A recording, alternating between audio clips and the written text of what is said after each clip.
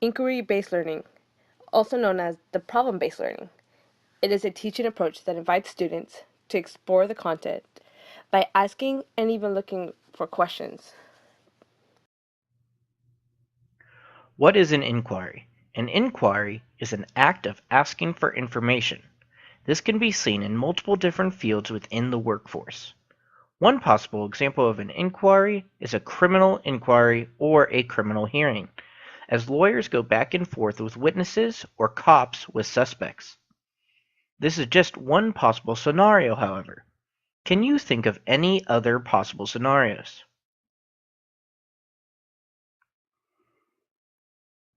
Now let's take a minute and look at teaching. As we have seen from our own teachers, over our learning careers, we have seen a multitude of different teaching methods. Can you name a few? For example, lecturing is one method of teaching in which the teacher spoon-feeds information to students and expects them to learn. Why would lecturing be inefficient when teaching in primary or secondary school? In 1961, the Educational Policies Commission published a position paper on the central purpose of American education. The commission suggested that students needed to develop 10 rational powers. These were recalling and imagining, classifying and generalizing, comparing and evaluating, analyzing and synthesizing, and deducing and inferring.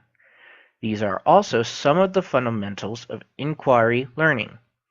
The inquiry teaching method may be seen throughout history dating back to the era of Socrates, who used this method in order to have his students attempt to answer the mysteries of the universe. John Dewey, in the late 1950s and early 1960s, coined the term inquiry-based education and led a huge educational reform that led to the first inquiry-based learning methods within the United States. Dewey's focus was to change the educational outlook of being teacher-focused to becoming student-centered, based on real-world applications. Have you had a teacher who has taught in this manner? If so, discuss with a partner how the teacher used this method of teaching.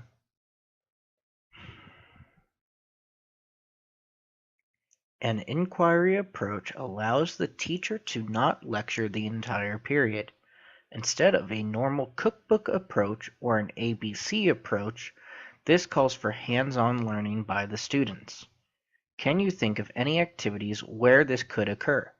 What classes are more hands-on than others? There are 5 main purposes for inquiry-based learning. It reinforces curriculum content. This is caused by curiosity's effect on the brain. This increased activity is stored in the memory creation of the brain. Warm-ups. Students usually absorb information throughout the day by doing a warm-up at the beginning of class. Usually this way is launched as a surprise to get students excited. The third way of inquiry-based learning promotes a deeper understanding of content. The students think how the idea was developed, why the rule or formula works, when they can properly apply the rule, idea, or formula. The fourth is helps make students' learning rewarding. A lot of students learn by getting parental or teacher approval, so inquiry-based learning helps them to get that approval that they need to succeed. Fifth way of inquiry-based learning builds initiative and self-direction. Students learn how to ask questions, investigate, discuss, collaborate, reach their own conclusions, and work as groups or learn to work alone. The reason you would want to use this method as a teacher is that it allows you as the teacher the ability to allow your students to be proactive. Why is this important in the primary and secondary education?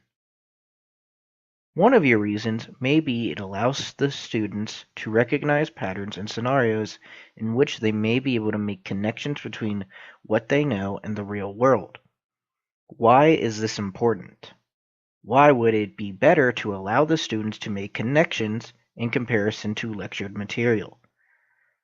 How is this method different than other methods of teaching? Compare this theory with another method of teaching that you have learned. or discussed before, such as lecture, discussion, roleplay, etc. Throughout this video, we have allowed you to look at open-ended questions and communicate with your peers in order to find a better realization of the topic we are discussing. Now, in your own words, is this an example of inquiry-based learning?